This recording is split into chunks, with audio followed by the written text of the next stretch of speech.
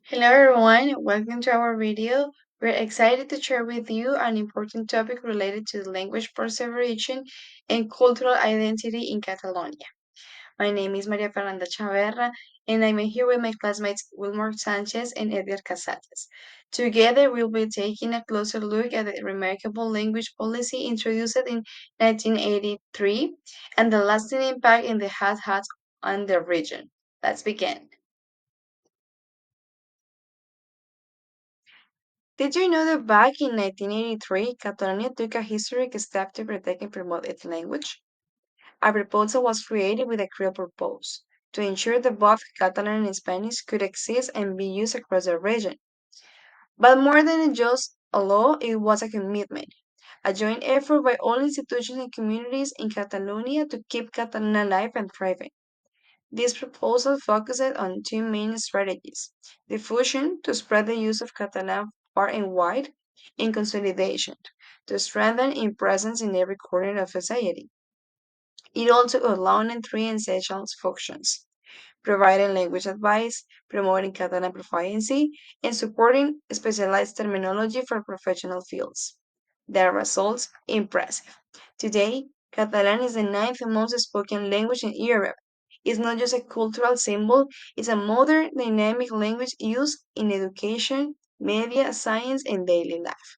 It's the main vehicle for communication in the region, and its teaching model has been remarkably successful. Catalonia didn't just preserve its language, it empowered it. After having a little overview of English and the impact on education, technology, entertainment, and travel, Catalonian policies are not behind, and incorporating the two languages at the same level, broadening these aspects, while it is expected from Colombia and the indigenous languages to be treated the same way as once Catalonia was struggling years ago. By that, some gaps in the Colombian policies have been explored, starting by the rural and urban access and technology, in which 3.5 of rural schools offer bilingual education, including indigenous languages. This, in comparison, is lower than the 5.6 registered in the urban areas. In terms of training and cultural integration for the teachers, only 5% are certified in a second language, and only 10% of the rural teachers accessed the pedagogical updating programs in the last 3 years, according to the Ministry of Education, in contrast to more than 30% in urban areas. Following the Ministry of Education, it says that in order to preserve these languages, it has been a little bit more difficult because the preservation of 27 from these 68 native languages are at risk of disappearing by having only few speakers alive, and knowing that the Spanish is the language of instruction in the rural and the urban areas, even when students speak another language at home.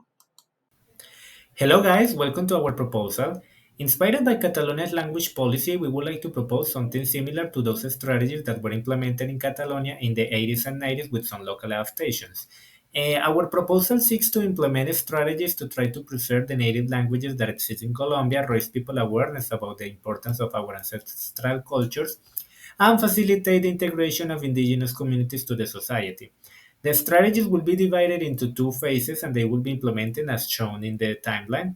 In the first 5 years, the strategies will be focused on the preservation and diffusion of the local languages, and the main actions will be teaching indigenous languages and Spanish in all schools. This strategy will help native languages to acquire more social relevance since it will become part of people's daily life. The government will also foster the creation of a modern and competitive media in the different native languages around the country. This media will boost the diffusion of the different languages. And also some training with the community will be necessary in order to diffuse native languages among all the members of the community. In the next 10 years, besides continuing with the strategies implemented in the first phase, some additional actions will be implemented in order to assure the coexistence of local languages and Spanish. These measures will be carrying out sociolinguistic research in order to create proposals for the diffusion and preservation of the local languages, the regulation of linguistic rights in all specific spheres, the creation of an ancestral language institution responsible for monitoring the status of ancestral languages and creating and implementing strategies to preserve them. Well, friends, that will be everything for this presentation. Thank you so much for watching. Take care.